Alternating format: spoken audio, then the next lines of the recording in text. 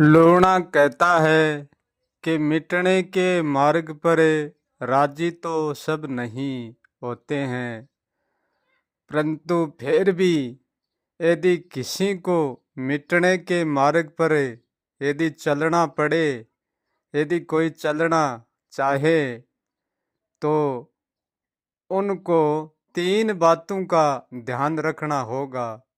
जो तीन बातों को ध्यान रख लेगा वो मिटने के मार्ग पर चाल सकता है। और यदि तीन बातों को ध्यान में नहीं रख पाएगा तो वो मिटने के मार्ग पर नहीं चाल पाएगा। क्योंकि मिटने का मार्ग किसी को भी स्वतंत्र नहीं लगता, क्योंकि मिटना कोई चाहता नहीं है। सब कुछ न कुछ अपने आप में बना रहना ही चाहते हैं। इसलिए मिटने का मार्ग सबको औखा ही लगता है।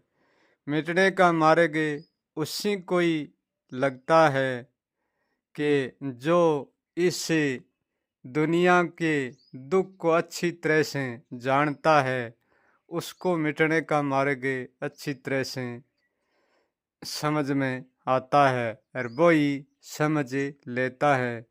क्योंकि इस दुनिया में दुख के सिवाय यहाँ और कुछ भी नहीं है। जो भी जिसको सुख दिखता है वो सुख नहीं है।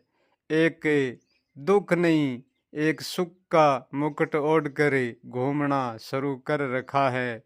सबको यहाँ लगता है कि वो सुख है, वो कोई सुख नहीं है। जिस मंजिल पर हर व्यक्ति खड़ा है, 22 मंजिल प्रथम है और 22 मंजिल अंतिम है। जिस मंजिल से आप मार्ग शुरू करते हैं, तो आइए उस मंजिल से हम जानते हैं कि तीन बातों का किस किस बातों का ध्यान रखना है। पहली बात यह है कि जब आप मार्ग चलना शुरू करोगे और मार्ग में यदि कोई दूसरा मिल गया सामने, आपके सामने दूसरा मिलते ही आपका मार्ग रुक जाएगा। क्यों? कि दूसरा मिलते ही आप मार्ग नहीं चल पाओगे और ना मार्ग शुरू कर पाओगे। जो आपने मिटने का मार्ग शुरू किया था, वो मार्ग दूसरे मिलते ही आपका मार्ग रुक जाएगा और ना आप शुरू कर पाओगे। एक ध्यान, पहला ध्यान यही है कि अपने मार्ग में दूसरा कोई नहीं मिलना चाहिए। ना तो शुरू से मिलना चाहिए और ना अंतिम में मिलना चाहिए। और दूसरी बात यह है कि आपके मार्ग में आप भी सामने नहीं मिलने चाहिए। आप भी आपके मार्ग में सामने मिल गया तो आप ही आप में उलझ जाएंगे, आप अपनी मंजिल पार नहीं कर पाएंगे। और तीसरी बात ये है कि आपका मार्ग भी आपके सामने नहीं मिलना चाहिए, आपका मार्ग भी आपके सामने नहीं दिखना चाहिए। यदि आपका मार्ग आपके सामने दिखता रहेगा तो आप मार्ग तो चल पाएंगे, परंतु आप हमेशा ही मार्ग पर चलते रहेंगे, आपकी मंजिल कभी नहीं आएगी। आपका मार्ग ही हमेशा आता रहेगा और आपका मार्ग कभी भी पूरा नहीं होगा। इसलिए आपका मार्ग भी आपके सामने नहीं आना चाहिए। अब प्रश्न ये उठता है कि मार्ग पर खुद चलता है तो फिर खुद में ही खुद के सामने मिलता कौन है। मार्ग पर मैं चलता हूँ, यानी मार्ग पर मैं चलता है और मैं के सामने मेरा आ जाता है, तब वहाँ तेरा, जब मैं और मेरा मिल जाते हैं तब वहाँ विघ्न पड़ जाता है। जब केवल मैं रह कर चलता है वो ही मिटता है। यदि मेरा सामने आ जाता है तो मार्ग पार नहीं कर पाएंगे, मंजिल तक नहीं पहुंच पाएंगे।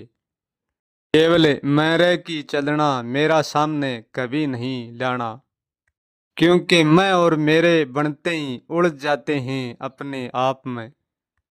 अब यहाँ मार्ग पर प्रश्न उठता है, यदि हमारे सामने मार्ग मिलेगा ही नहीं, मार्ग नहीं होगा, तो फिर हम चलेंगे कहाँ, किस पर चलेंगे, ये प्रश्न उठता है।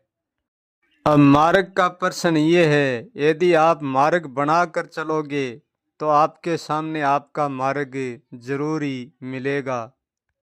यहाँ मार्ग का अर्थ है कोई मार्ग लेकर नहीं चलना। यदि आप मार्ग को लेकर चलेंगे तो आप अलग होंगे और आपका मार्ग अलग होगा।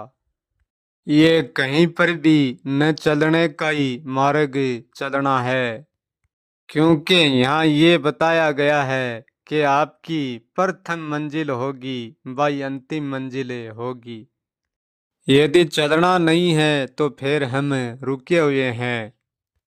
हाँ, यहाँ सब कुछ रुका हुआ है और रुका हुआ ही चलता है, और रुके हुए को नहीं जानना ही हमारा चलना है। जब हम रुके हुए को जान लेते हैं तो हमारा कोई चलना शेष नहीं रहता।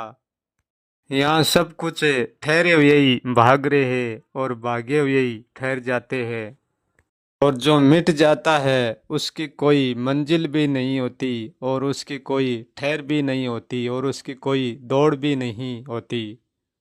क्योंकि सब कुछ को जानने से व्यक्ति सब कुछ से मिट जाता है। सब कुछ को नहीं जानता है वो कभी भी सब कुछ से मिटता नहीं है, सब कुछ के साथ बना रहता है। और जो मिट जाता है वो फिर होकर भी कहीं पर नहीं होता है। ना तो उनको चलते हुए कह सकते हैं और ना उनको ठहरे हुए कह सकते हैं। जो इन सब चीज़ों से मिट जाता है वो मिट जाता है, फिर भी वो है, परंतु वो क्या है उसके बारे में कुछ कहा नहीं जा सकता। ठहरना, चलना, होना न होना, ये सब एक साधन है, परंतु ये साधन होकर भी हम उसको साधन नहीं कह सकते। इतना कह सकते हैं कि ये एक रहस्य की अविशेषता है, कोई विशेषता नहीं है।